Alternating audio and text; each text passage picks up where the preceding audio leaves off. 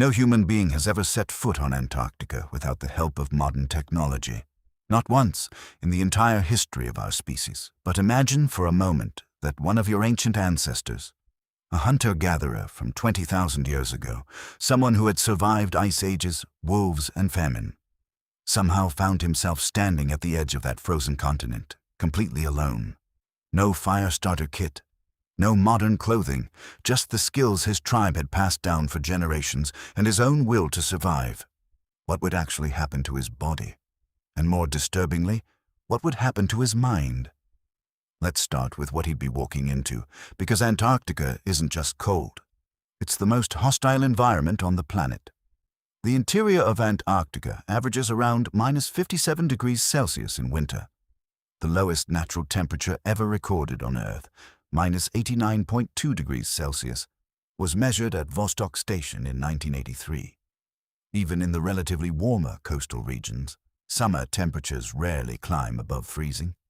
Wind speeds regularly exceed 100 kilometers per hour, creating what's known as katabatic wind, dense, freezing air that rushes down from the polar plateau with enough force to knock a person off their feet.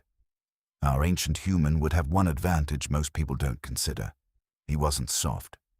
Ice Age humans who survived European winters had already adapted to brutal cold, building shelters, reading weather patterns, and using animal hides for insulation.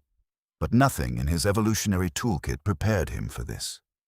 Ice Age Europe, even at its coldest, rarely dropped below -40 degrees Celsius for extended periods. Antarctica's interior sits in a different category of cold entirely.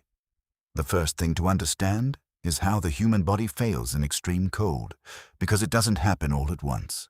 It happens in stages, and each stage strips away a little more of what makes you functional. Stage 1 is mild hypothermia, when core body temperature drops from the normal 37 degrees Celsius down to around 35 degrees Celsius. At this stage, the body still fights back hard. Blood vessels near the skin constrict, redirecting warm blood to protect vital organs. This is why extremities go numb first: fingers, toes, ears, nose.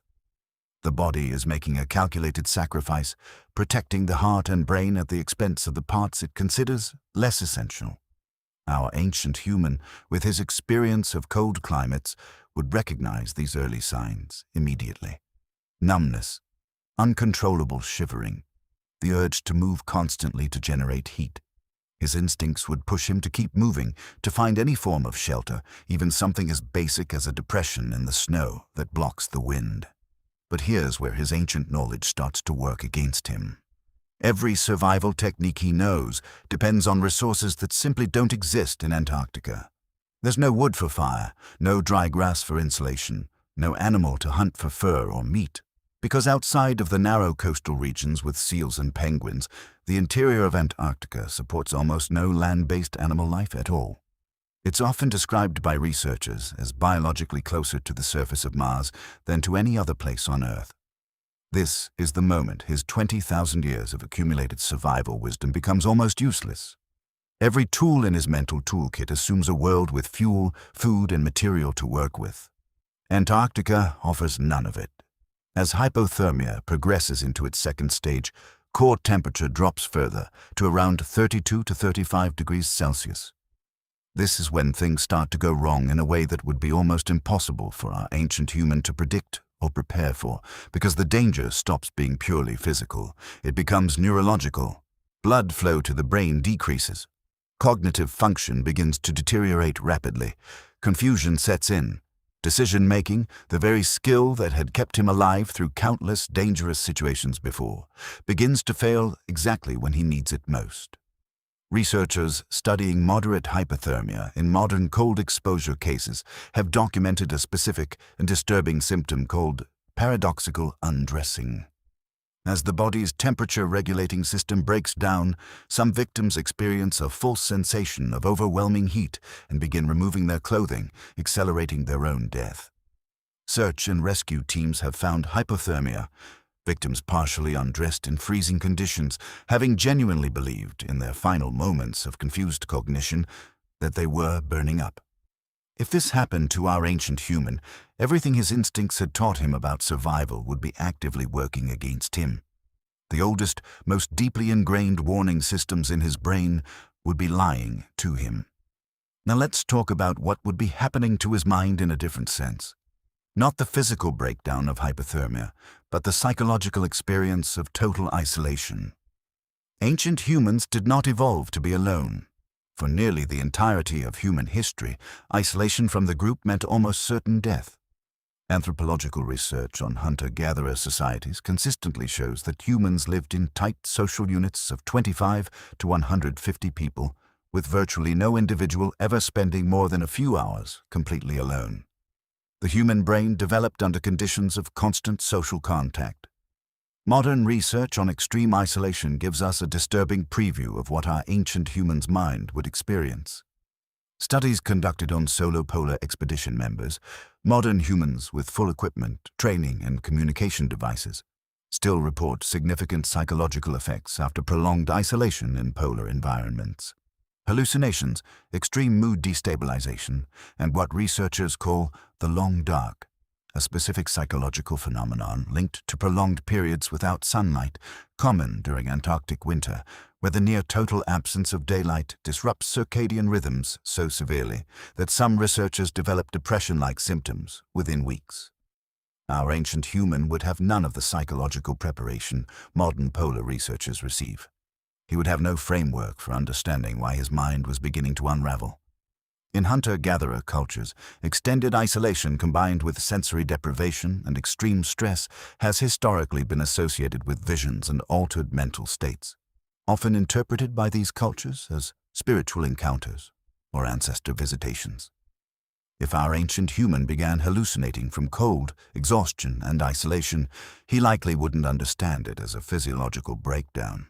He would interpret it through the only framework available to him, the spiritual and supernatural belief systems of his tribe. There's also the matter of light itself. Depending on the season, Antarctica experiences either 24-hour daylight or 24-hour darkness for extended periods. Ancient humans, whose entire concept of time and rhythm was built around a consistent day-night cycle, would face a sensory experience with no precedent in their evolutionary history. Circadian rhythm disruption of this severity has been shown, even in modern controlled studies, to cause significant psychological distress within a matter of days. So, how long would he actually survive? Realistically, without any modern equipment, survival time would likely be measured in hours, not days. Cold water immersion studies and cold exposure survival data suggest that in temperatures below -40 degrees Celsius, without adequate shelter, unprotected exposure can lead to severe hypothermia and death within as little as 2 to 6 hours, depending on wind chill, humidity, and physical exertion. If he found immediate shelter, a natural ice formation blocking wind, for example, and used every scrap of ancient survival knowledge available to him, he might extend that window. But without fuel for fire, without food, and without any realistic path to finding either, his fate would ultimately be decided by a countdown measured in single-digit hours. And this is what makes the thought experiment so unsettling. This wasn't a weak or unprepared person. This was someone who had already survived some of the harshest conditions our species has ever faced.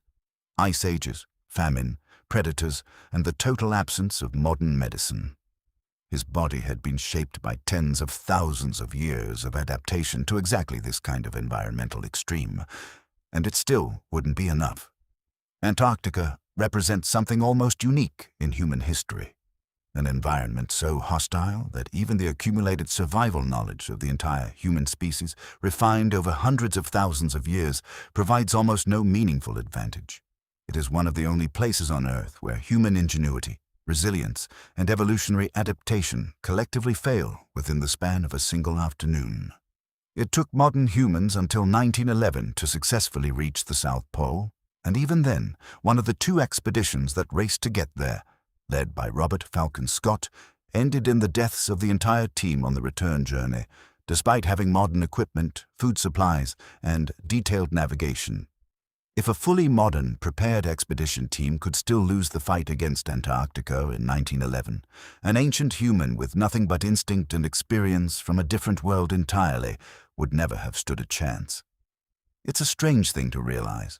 For a species that conquered nearly every environment on Earth, deserts, jungles, mountains, Arctic tundra, there was one place, hiding at the bottom of the map, that simply refused to be survived without help from the very technology that took our species 300,000 years to build.